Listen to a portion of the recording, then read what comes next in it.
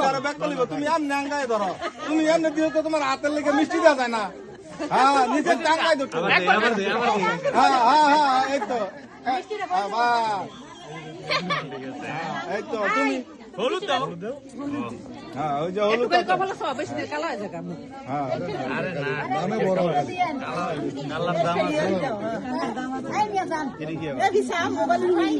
আর একটু মাইক